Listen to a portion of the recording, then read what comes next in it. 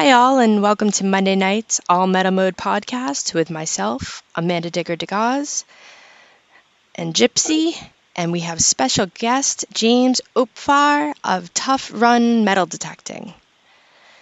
So before we get started with the show, just some reminders and some information. We have a new article on allmetalmode.com.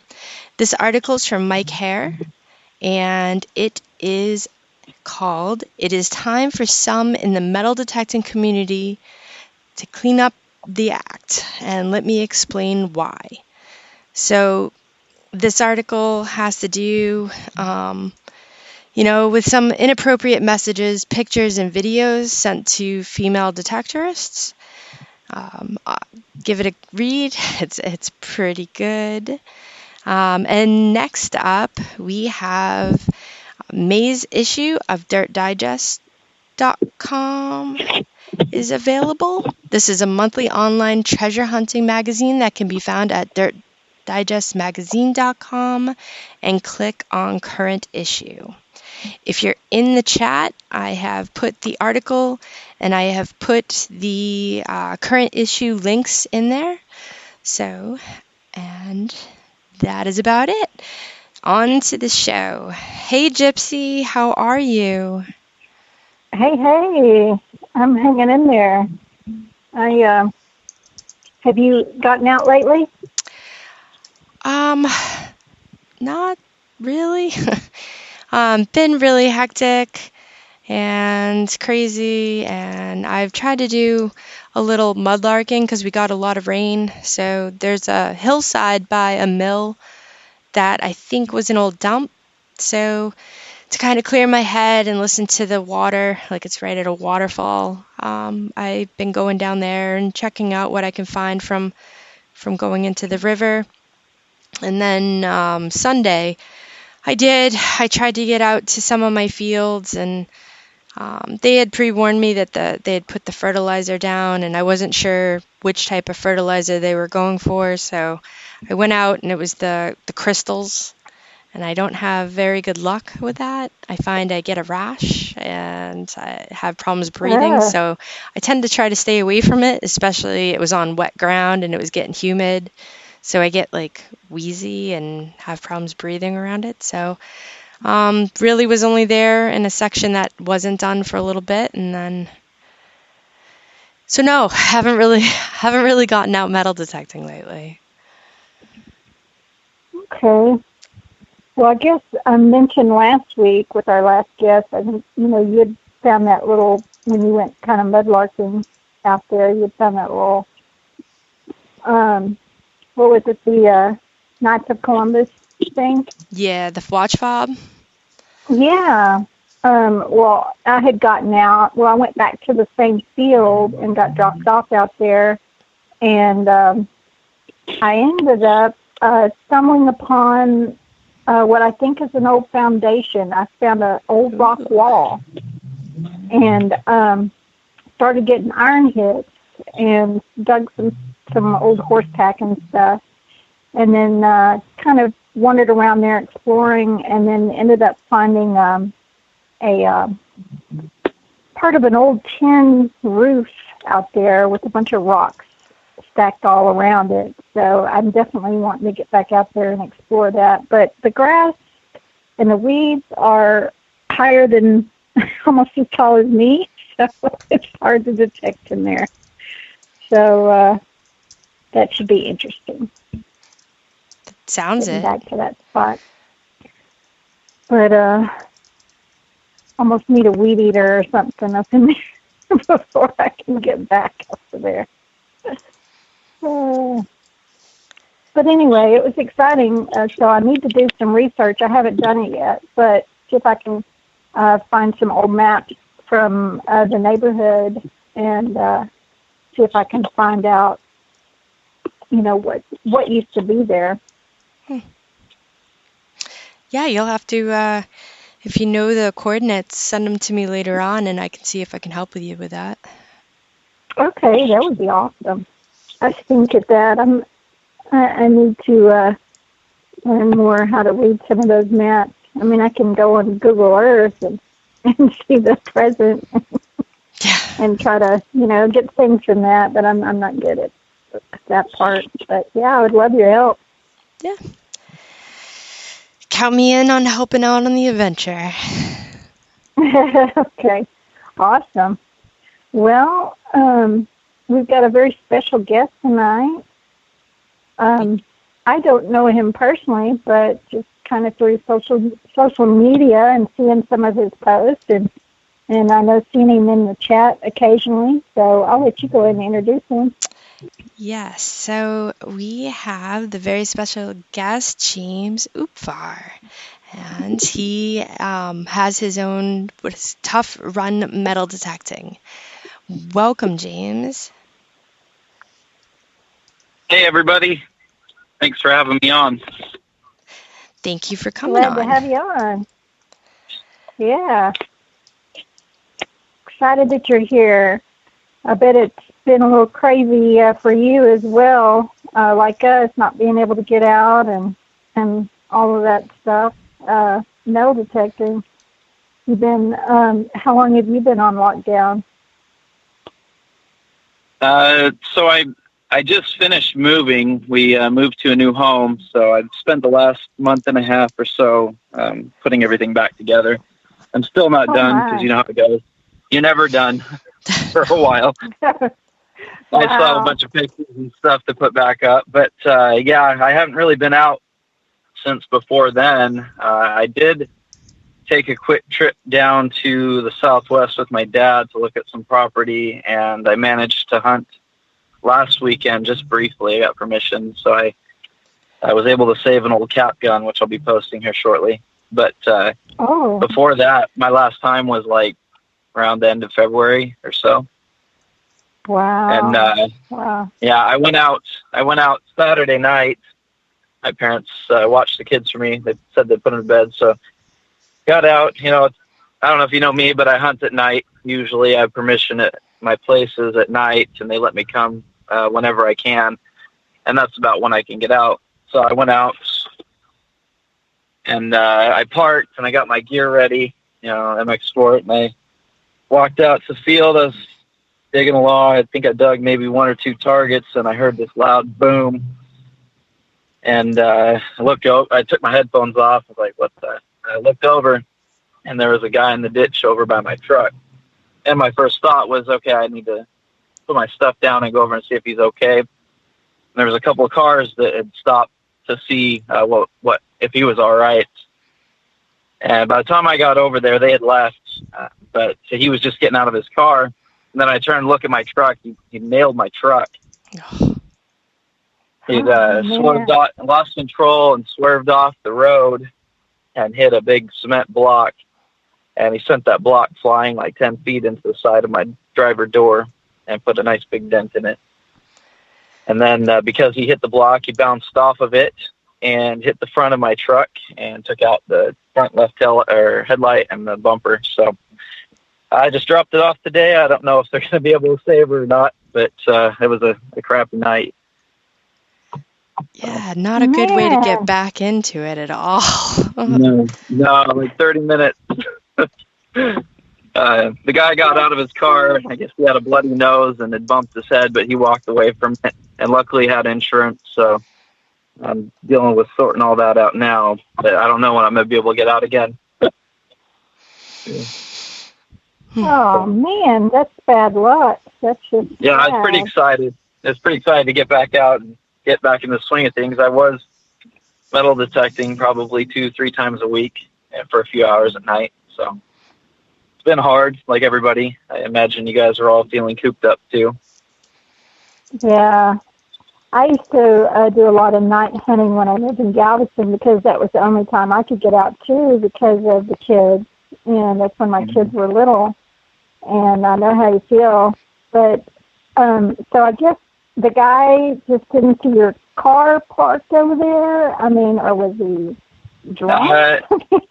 I don't know. I called the cops immediately, and he said that he had swerved to avoid somebody and then lost control, somehow overcorrected and slid off the road, but I didn't, I wasn't watching, so can't say yay or nay if there's somebody there. But he did a royal number on my truck.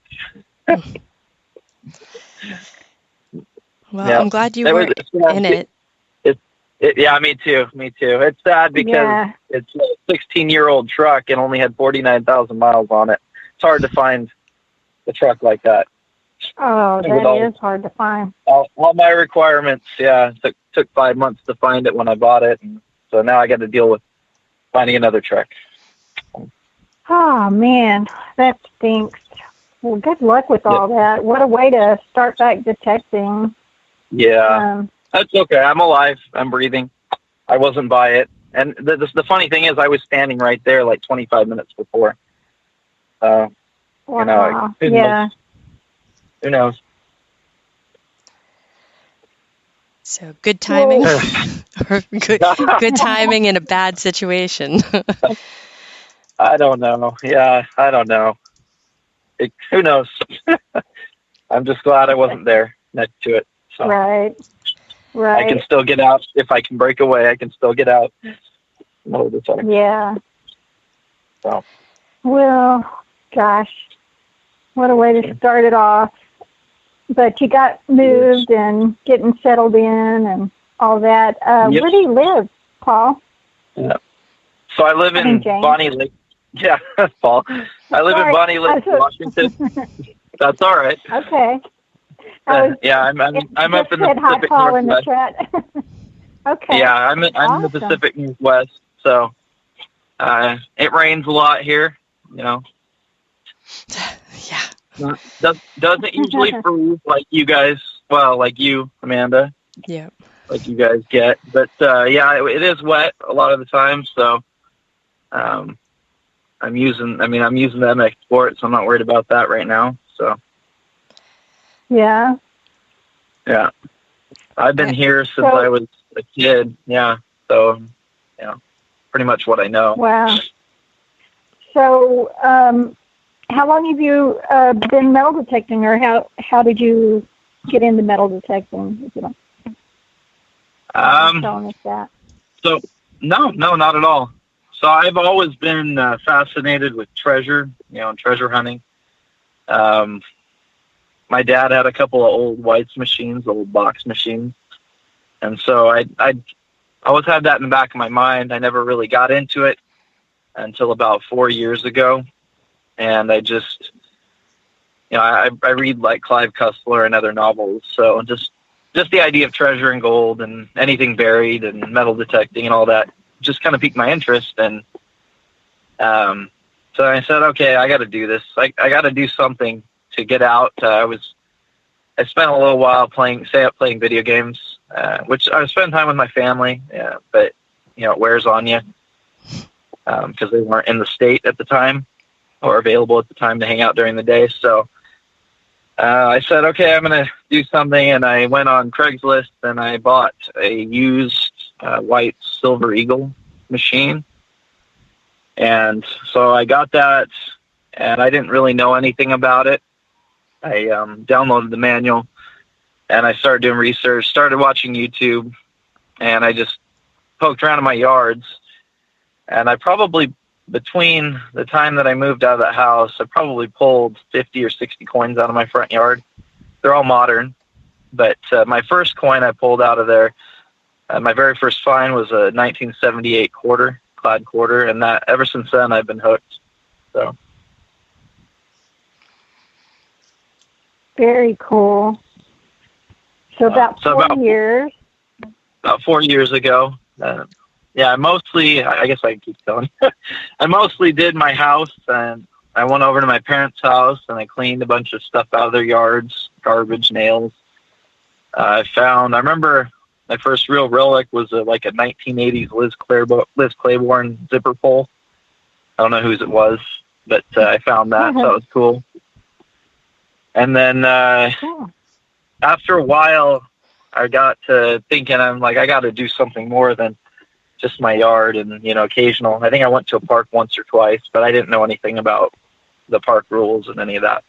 And so I started looking on YouTube, and I saw a contest to go hunt at a gold mine in Idaho. And this was hosted by Spud Digger, Rob Johnson. And so I entered. It was to win a chance to go there, and I entered thinking, what have I got to lose? And so I got a spot. I won a spot, and I ended up going the first year. My wife thought I was nuts, going up to the middle of the mountains with a group of people. I had no idea who they were. Didn't know what to expect. But, I went up, and I had a great time. I really had to learn my metal detector up there because it was infested with tin. But I found some cool things. I found an 1870s octagonal single shot octagonal barrel pistol. That's in my intro video at the very end before I cut to the digging. So that was pretty awesome. That was my old White's machine. And I ended up finding a piece of a horse bridle decoration, and they had a contest up there, and I ended up winning best find with it. And because of that, I got a certificate with Fisher. It was Fisher Labs certificate for 50% off, and so any Fisher product. So I got that. I didn't use it right away, and I got back from that trip in Idaho. Met a lot of good people, including Rob, so I'm friends with him now. And, I made a bunch of friends from up there. I had a great time. And I came back to Washington, and I'm like, I got to do something about the rain, because every time it rained, I couldn't go out and metal detect because my old Silver Eagle wasn't waterproof. And Rob hooked me up with a guy up here named Joe Davison from Okie Surf and Turf Metal Detecting. And so I went to hunt with him one time. Mind you, I'd never really been a kind of get together with people kind of person. And so I went up to hunt a park up about an hour north of me with Joe. And he sold me an AT Pro that he had. It was used, but he cut me a really good deal on it. I had the 5x8 coil and the regular coil and the Grey Ghost headphones. Because when I got up there, it was just dumping rain. I wasn't going to be able to hunt, and I had planned on buying it, but that's exactly why I needed a waterproof or weatherproof metal detector. And so I got that from him, and the first thing I found with it walking down the trail was a cigarette pack token from World War II. So I broke it in pretty good there. I used that for a while, and then I upgraded my Silver Eagle to the Eagle Spectrum, which is like the little brother of the XLT Spectrum, which is a fantastic machine, even though it's still 20 years old. And I still have that. I ended up selling my Silver Eagle to a friend. I got him started in metal detecting.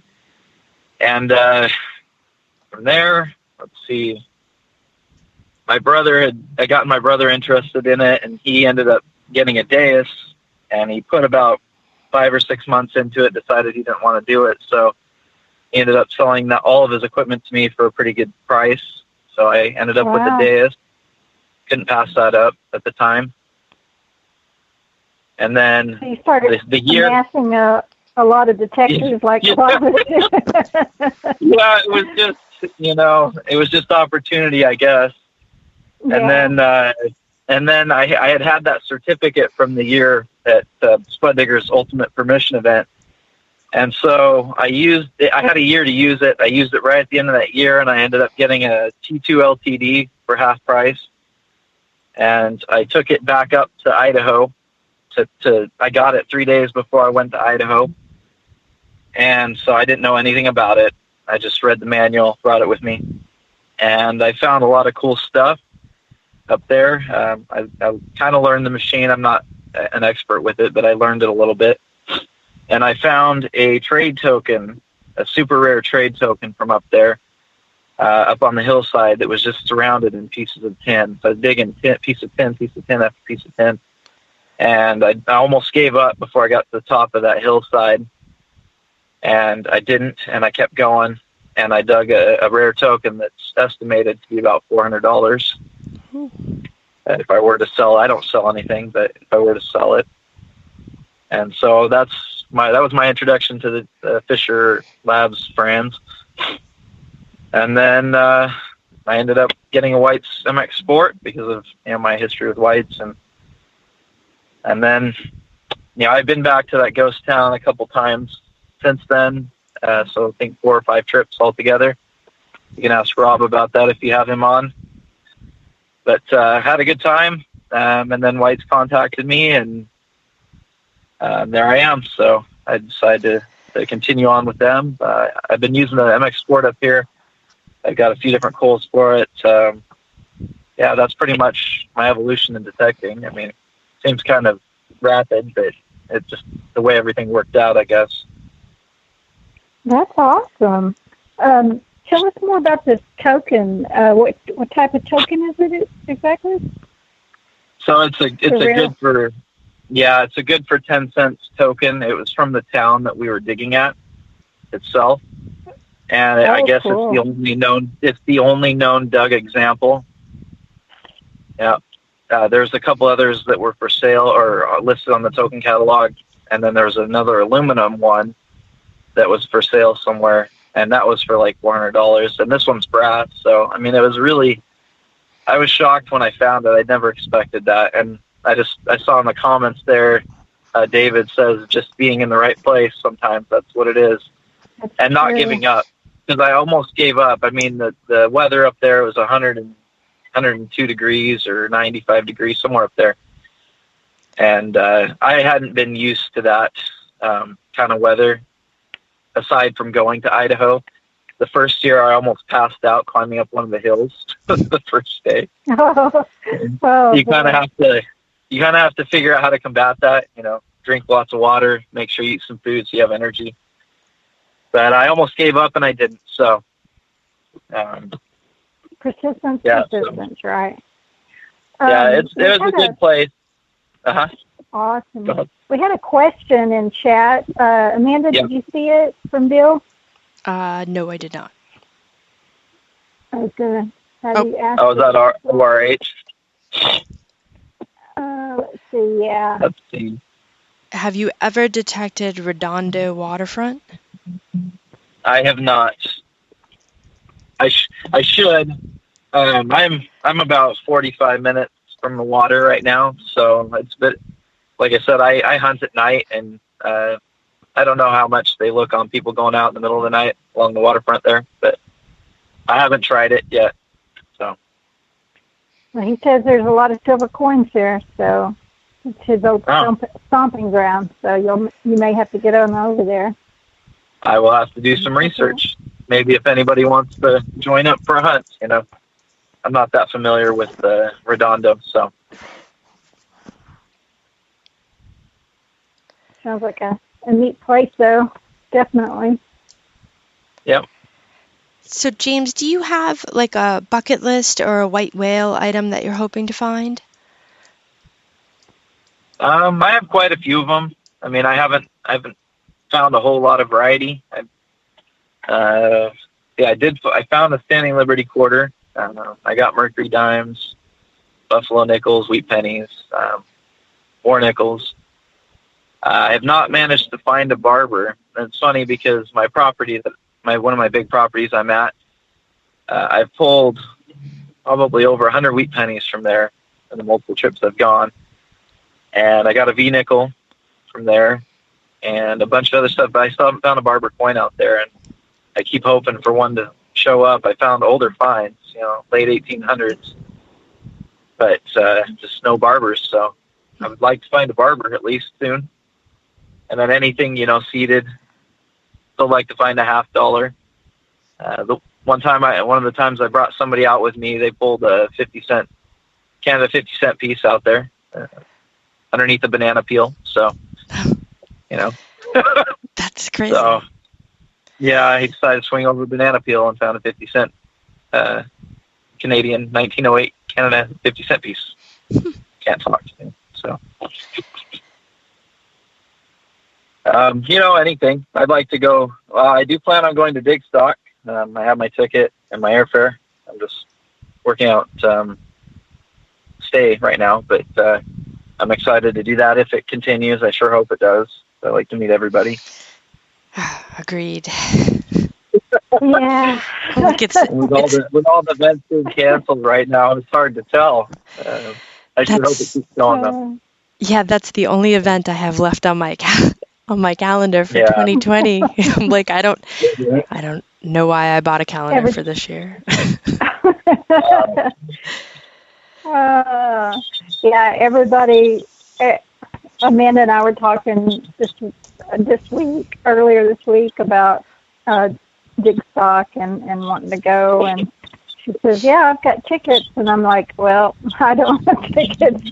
All my hunts had already canceled, but hopefully I'll be going with some of the Garrett team because that was a really fun hunt, and so fingers crossed that'll all work out. So at least it gives us something to look forward to." Nice. I'm pretty excited. Like I said, I haven't hunted anything much older than late 1800s in age, so I'm looking forward to that. Very cool. Awesome. Yeah. I get jealous of all you guys over there with your colonial finds. That's what I was just about to say. You and Dave, and everybody that's over there. Bob, I'm down. Sean down south. One of these days I'll get somewhere. Yeah. I'm way down here in Texas, and I ready to go move up there near Amanda, so I can just go give me a large hunt.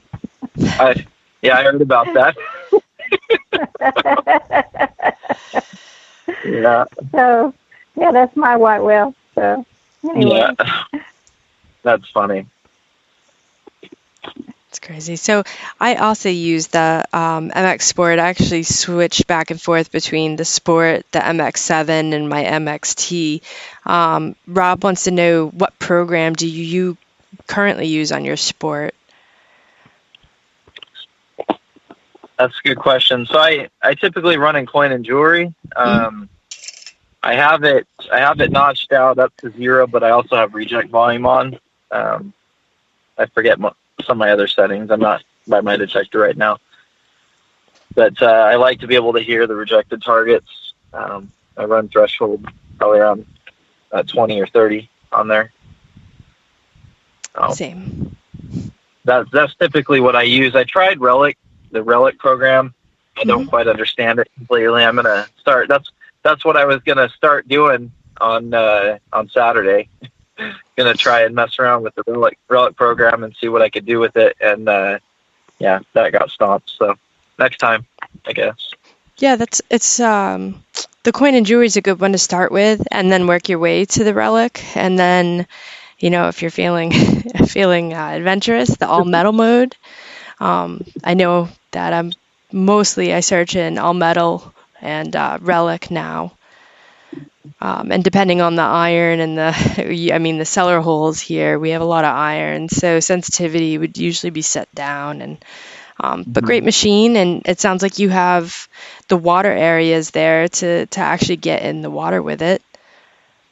I have taken it. I live by a lake, and I have taken it in the lake. I haven't done too many water hunts just because it's parks, and usually they're closed by the time I go out. Yep. But when I can break away, I've gone over to Saltwater Beach with Phil Massey. He's got a YouTube channel up here. He's a really good hunter.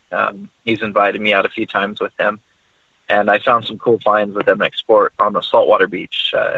Pulling little targets out of iron infested beach, and it was pretty awesome. Yeah, it's awesome. So, that is great. Yeah. You'll find some really cool stuff. Yeah. Yeah. I'm just trying to get Amanda to come to Texas to hunt with me in the rivers. So if y'all ever get a chance. There you go. It was like 97 degrees today here in Texas. Oh, man. Yeah. I think it's like 60 or 65 here. Overcast. It's the hottest day so far. Yeah.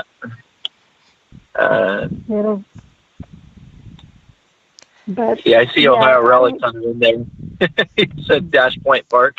I haven't been to Dash Point Park yet. Uh, do you know, does ORH know all these places, or is he just asking? I don't know. He's I haven't originally been from around. that area. Yeah, he said he was up, yeah. he had lived up there. Oh, So I must have missed that. I want to apologize to everybody. I try to check the chat, but I'm not very good at reading and typing at the same time. I apologize.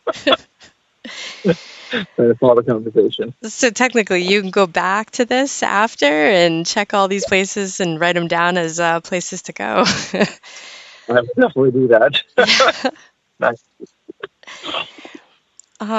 So what do you think is your favorite find that you have found to date?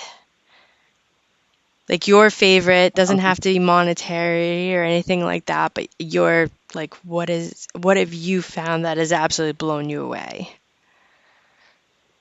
So there's that trade token, of course, and it's valuable. But the fact I found it was pretty awesome.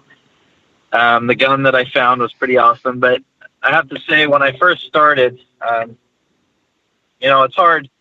It's hard asking permission from people, and so I'm not a very big door knocker. I really need to get into that more up here to get some more properties. But what I started doing was, Rob convinced me to start my YouTube channel. And so I started it, and then I made some business cards, and I started handing those out to people. And then I started doing, I got access to an app that's Onyx Hunt on my phone, and I used that to check the boundary lines of properties and get contact info for people. And I started mailing out letters to people with a letter explaining myself, hey, I'm not a crazy person. I do this, and I have interest in your property. There's some, old home site or something, what have you there. And I mail a letter with a card, and, out of all of the letters and stuff I mailed, probably 30% of them come back with permission, or 20% of them. So it's not, super effective, but the properties that I've gotten right now that I'm able to hunt on, I've been really blessed to go there because they let me come at night. And my first property that I got, it's like a, larger than 60 acres parcel, and there was an 1890s home site along the road, one of the roads there, and it's not there anymore. And so I was surprised to get a call back from the guy. He's an older gentleman. Him and his wife live there, and he was really nice. And I went out and I had the typical liability form because, just have it for any reason. And so I filled out one of those and basically set an agreement with him. And I've come to be friends with him to where he, just lets me go on his property anyways now. But I still have that just in case anybody says, why are you out here? But beside that point, I was hunting the site, and I'd gone out there a few times, and I wasn't finding much. A lot of square nails, a lot of junk, it's forested area where the house was, and so a lot of people have gone in there. There's been bums and people living there, and I was just getting frustrated, but I kept going, and I found a spot near where the old well was, lighting. And I came across this target, after I just dug, a couple shotgun head stamps and some other things. And I said, it's just another bottle cap. And I pulled out this, it looked like a token, and I didn't know what it was, but it said Olympia on the back. And I'm from Washington, so I thought it was tied to the state or state history. And after I brushed it off and I went on my phone and did some research, I found out that it was Admiral Dewey medal from the Bay of Manila, the fight that George Dewey took the USS Olympia to, and he defeated the Spanish early in the morning in the Spanish in the Philippines. I can't remember the day, but it was in the middle of May or early May 1898, and he defeated them swiftly without a single casualty. And so it was a medal commemorating him, and people would wear them on their breast pocket with like a ribbon, or it was hanging from something, and it was hold at the top for that. So I'd have to say that was probably my biggest booster after coming back from Idaho. For as far as my own personal research was concerned, that was the fruitful. And then I pulled a bunch of other cool stuff from there after. I just kept digging through the garbage. That button that was in the poster for tonight, it's a gold panning button. I found that out there too.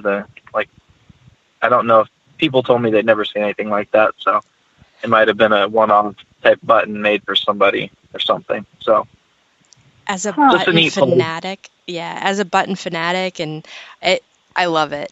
It's such a cool Yeah. button. I couldn't believe it when I found it. It was just, there was no design or anything, and then I took a brush to a soft brush, and man, when that popped out, I was just amazed. So it's just things like that, the surprises that pop up. Like when you say, check your garbage because you never know what you might have tossed. Yeah. Right. I can imagine, detecting at night, because I used to, do a lot of night hunting back when my kids were little. But sometimes it's, even, you've got your flashlights and your headlamps and all of that. It's still hard to, tell, in the dark. So you put it in your pouch, and then later it's a nice surprise, I'm sure, when you start doing that research and stuff. Yeah. But I really liked your idea about the letter, though. I've heard people doing that before, and I'd kind of forgotten about that. But I don't like to door knock. So that might be something that might help me around here with some of my permissions. Mm-hmm. So yeah, we'll have to. It's worked out good for me. I don't have a whole handful of properties to go to at the moment, but the ones that I do, my main one I went to on Saturday, that guy owns a giant parcel of land, and he's busy, and I never expected to get a response back from him. And so I mailed the letter out, and, a month goes by, and I figure, okay, didn't get back to me. Another month goes by, didn't get back to me.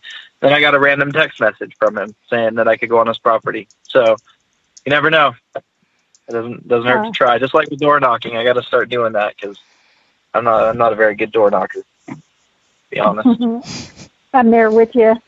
David says, cheerful postcards are great as well. So that's a pretty cool idea too.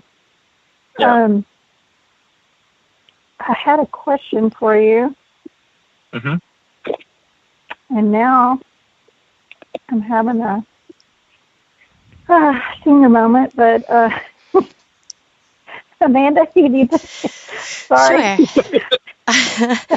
Sure. So is there anything that you find that you might repeatedly find that you enjoy finding? Like, I know some people enjoy finding the shotgun head stamps or keys, like door keys, or even non-metal objects like marbles are one of my favorite things to find because, you're not going to find it with the detector, but dig in that hole and all of a sudden a marble pops out. Do you have any favorites like that? I do like finding head stamps. They get frustrating when you're looking for other stuff, but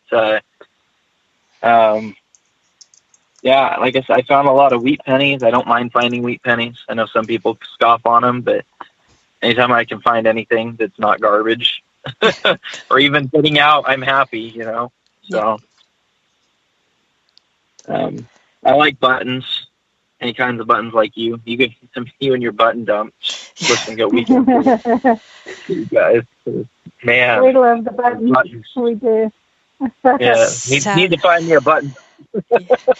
Yeah, and sadly, actually, Gypsy and I were supposed to be headed on that button dump vacation in 5 days, and so we're both kind of bummed about that. Yeah. Nice. Sorry. But yeah, maybe this fall when everybody comes up, we can get you there too after New York, or depending on how everything goes. I don't know. Maybe. Yeah, right. I just hope it goes well. So, right. I did get airfare for super cheap right now. That's good. Yeah. It's a good time to buy the airfare.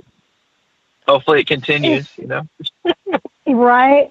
It was funny. Yeah. Yesterday, I walked out to my backyard, and I was laying out on the patio chairs, and I looked up in the sky. You know, you don't hear airplanes hardly anymore at all.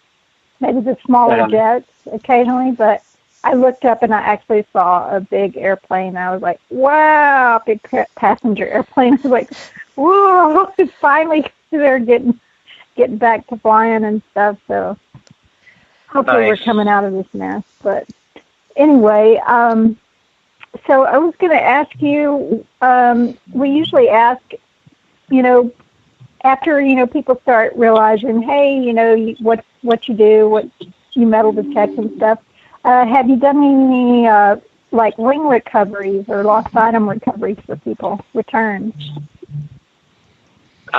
Yes, I did. One of my friends' daughter lost, she had a gold, it was a celebratory bracelet for 4th of July, and there was a big group picnic of people at a park, and she was swinging and broke it and lost all the pieces. It just shattered. And so I had my detector in the car. I walked over and I grabbed my detector and I set it up and walked back over, and I ended up finding all the pieces except one. It said the letter like A. It was USA. It was beads, like gold beads, and one of the letters I couldn't find, but I found all the other pieces. So I did manage to give that back to them, even though it wasn't complete. They were pretty happy about that. As far as rings, I haven't been able to return any rings yet. One of the places that I go to does horse riding, and so she has me on call in case any of the people that ride the horses lose jewelry. And I almost had to go out one time for that, but they ended up finding it, kicking the bark in the arena away. So, but I mean, I'm willing if I can get a way to do it. So.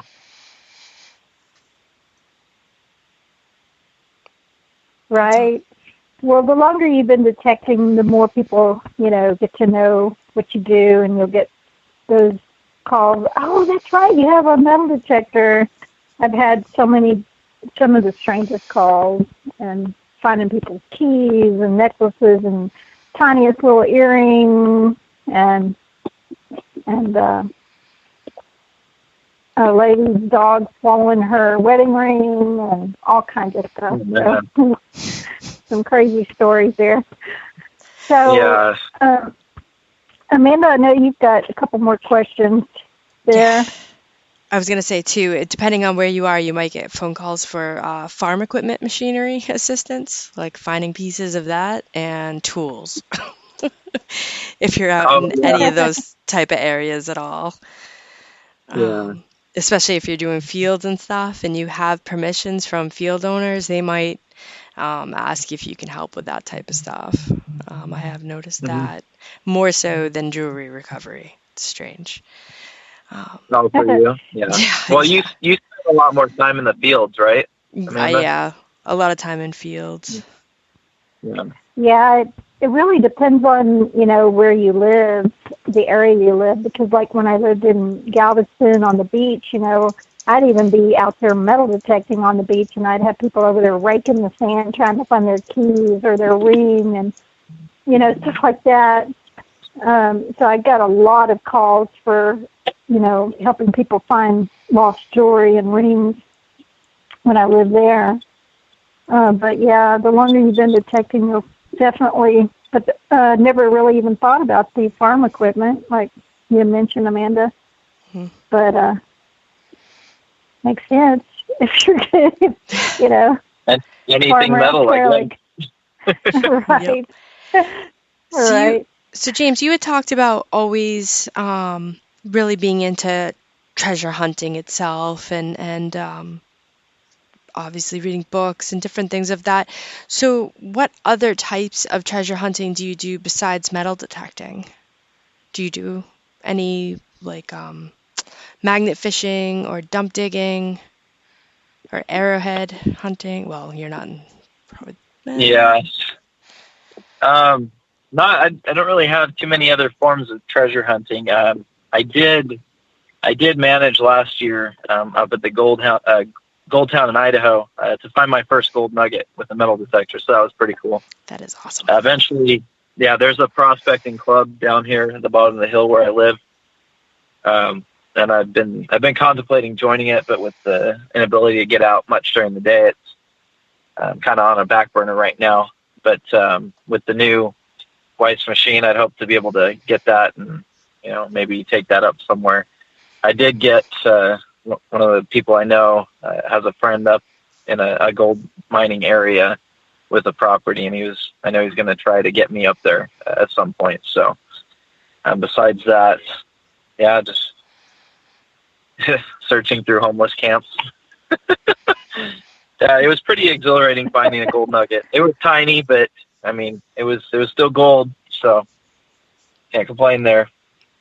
And the funny thing is where I found it. It was where people were sitting, and I've been hunting the hillside there at the old mine, and probably 40 minutes or 50 minutes, and it was getting hot. And so I sat down, and I was just swinging my detector over the rose quartz that was degrading there, and I got a hit.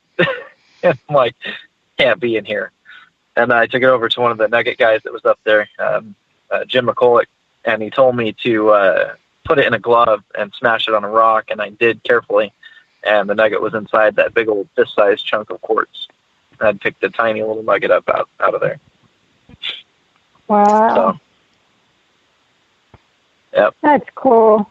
That's yep. cool. Hopefully I can find some more. If I can get out with Spud Digger at some point. He seems to be traveling the country finding lots of gold. So, and relics. Right. Yep. So, one of these days. Yeah, it's hard with little kids. I get it. How about you guys? Have you guys tried hunting for gold, like natural gold? No, I just found the gold rings. I did not too long ago. Here in Texas, there's just not much gold. So I went to, there is a local GPAA chapter, and so I joined it and went to the Llano River, where they have found some decent-sized nuggets there, but for most part, it's just really fine gold. And one of the guys from the group brought a dredge, so I got to watch them dredge, and I went out and metal detect and tried my ATX out for the first time, so that was kind of a learning curve there. But one of the guys got some gold that day with the gold pan. But nice. I definitely want to go back, so that's on my bucket list. And I was invited up to mid-Maine, northern Maine, to do some sluicing at the beginning of this year. Cool. But that all changed, so maybe this fall. There you go. Yeah. I haven't tried sluicing yet. I have seen people doing sluicing, but I haven't done it myself. So. Yep, I haven't tried it yet either. Our friend has one and has pulled out some pretty good-sized nuggets not far from here. So. Wow. And it's, obviously they're on a mountain, and on his way, he said he's found multiple cellar holes and foundations and the stone walls. So it would be something that I would definitely bring my detector as well. So. So. Yeah. Oh, man. That sounds fun. I'm just ready to get out. That's my main thing. Yeah. So, James, so you are on YouTube, correct? Yes. What's your channel? So the name of your channel?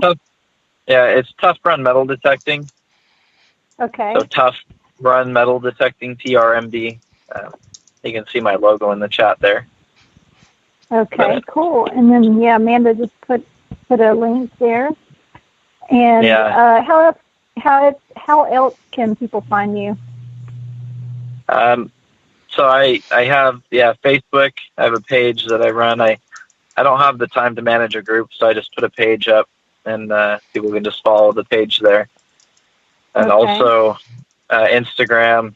I'm not on there very much. I got to get better at that now that I'm trying to catch up with my house and stuff. But it's the same thing except for metal detecting this, And then I'm on Twitter, but I'm not on there very much. It's a different handle, JAMOSO 28, something like that. Okay. All right. Well, cool. Yeah, I'm the same way on Twitter. It's like nobody can find me by zero discrimination. So it's like, and same with Instagram. So, but y'all be sure and go check out his channel, watch some of his videos, and find him on Facebook. So we've got a few more questions for you before we close this evening. If one of our questions that we ask most everyone, if there were no detecting rules or laws or whatever, and you could go anywhere and detect, where would you want to go detect? Could travel anywhere. That's tough. I'd really like to find some old medieval history, so like the middle of Europe, somewhere over there. Yeah. Maybe maybe somewhere that hasn't been touched, somewhere off limits. I'm not that familiar with what is available to people and what isn't over there. But anything, anything medieval or Roman, anything back that far, that would be kind of cool. Very cool. Yeah, that's where I want to go. I really want to go to the UK. That's on my bucket list, to go over there and detect, and go to London and Mudlark, and just find something really, really old, like you said, medieval, Saxon, something like that would just be epic. Totally epic. Yeah. Yeah, I think my heritage comes from Germany and Ireland and a bit of English and a couple other places. So just anywhere like that, be able to go over there and walk where people walked, find something that was that old. It's just amazing. It is. I would love to hang around one of those old castles. Sorry, go ahead. Yes, castles are cool. I guess people find old stuff here, like arrowheads and stuff. Those are old too. So there's that. Definitely. And then the area for Digstock, Revolutionary War. But Sean found kettle points over there. Yeah, who knows? We don't go back that far over here, but there is some. So. Yeah, definitely. Rev War is up there on top of my list too. I just got to get back up there to Maine. North. Yeah, to Maine and visit Amanda. Maine, New Hampshire, Rhode Island, all that area. I'm just going to move, but then I'll have to only come up in the summers because I don't want to go. Yeah.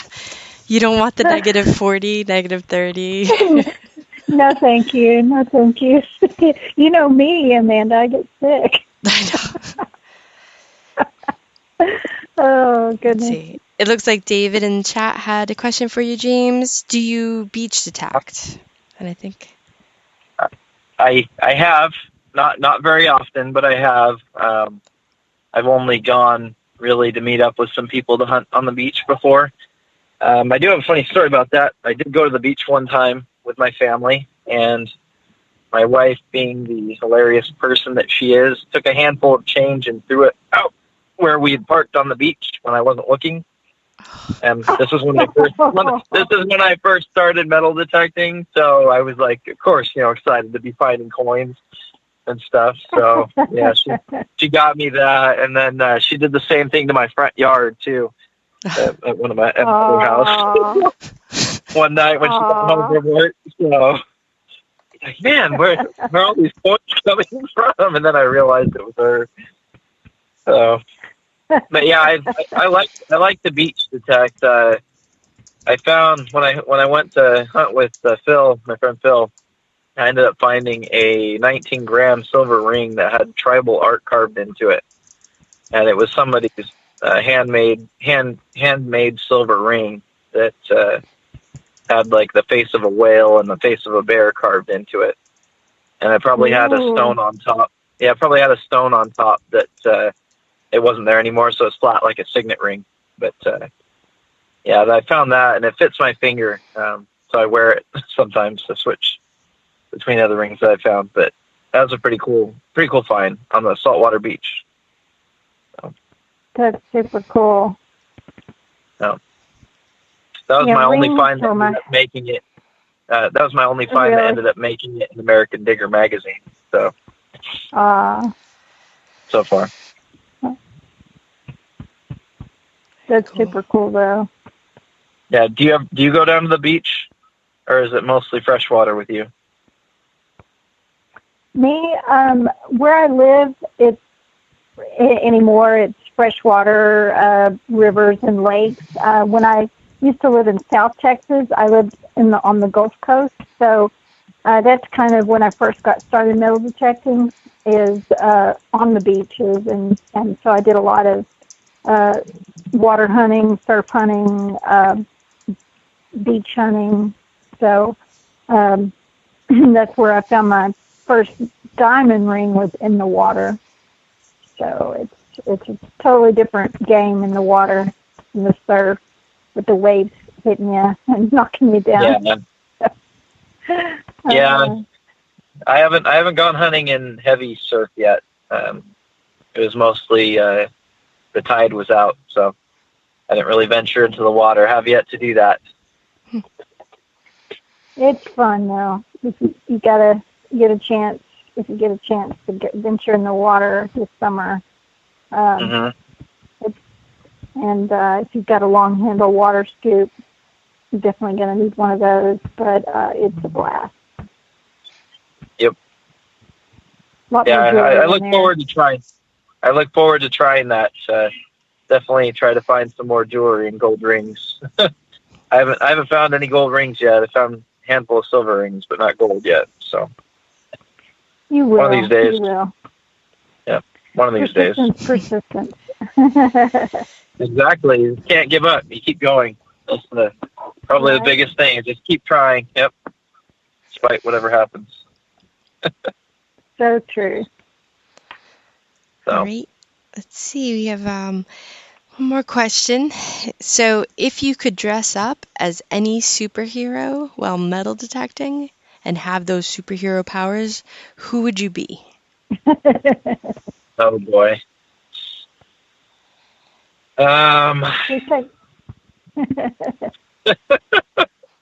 We save our hardest and silliest question for the last. Yeah, I don't know. As far as metal is concerned, it would have to be a combination between Batman and Magneto. My kids love Batman, but Magneto can move metal with his mind, so there's that. Yeah. Right. Yeah. If you could feel the metal in the ground, that would be awesome. Very cool. I think you're the first that has answered with something like that. So that's. Yeah, it's funny because right before you said that, I thought he's going to bring up Magneto, and no one has brought Magneto up yet. But I mean, hey, that guy can. Boy, we can just lift it right out of the ground. So, it's smart. Wouldn't even need a metal detector. Nope. Love it. Sorry, we had to put you on the spot. That's all right. Our fun question. That's all right. We appreciate you being on here, and we'll definitely have to have you on again. And hopefully we'll get to see you this fall maybe at Dig Stock. So I sure hope so. I'm looking forward to meeting everybody, that I try to watch as many people's videos as I can in the limited time that I have. So it'd be nice to be able to talk with people in person. So that'd be great. Definitely. It's always great meeting the people that you with social media the way it is now, and you see all these cool finds that everybody's finding and their YouTube videos, and you kind of get to know them through that. But to finally get to meet them in person, it's just really cool how social media kind of just brings us all together these days. So, yep. Really cool. Well, I enjoyed well, it's been fun, James. Thank you so much for being on tonight. We appreciate you, and wishing you the best in this 2020. Even though it feels like a lot of our detecting time has been messed up this year, got off to the wrong start, but hopefully we've got some great, more cool, fun hunting time coming up this year. So wishing you well, and hope you find lots of goodies the rest of the year. Thank you so much. I hope you guys can get out and break out of the bubble too. Find some cool stuff. I'll see what I can watch of your guys' finds. So, you gals' finds. Thanks, James. All right, all. You there, Amanda? Yeah, thank you for listening to Monday night's All Metal Mode podcast. And we will catch you next Monday. Thank you all, and you all have a great night. Thanks for listening. Good night. Bye. Night.